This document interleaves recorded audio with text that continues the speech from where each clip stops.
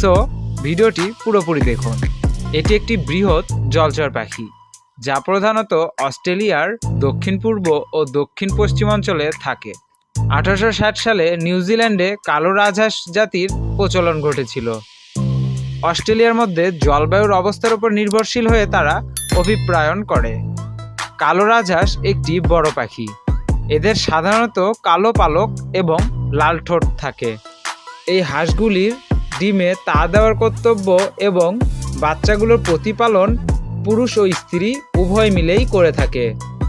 Black সোয়ানকে 18 শতাব্দীতে একটি অলংকারিক পাখি হিসেবে বিভিন্ন দেশে প্রতিষ্ঠিত করা হয়, কিন্তু এরা স্বাধীন হয়ে স্থিতিশীল জনগোষ্ঠী গঠন করে। ব্ল্যাক সোয়ান চিড়িয়াখানা এবং পাখি সংগ্রহের জন্য জনপ্রিয় একটি পাখি।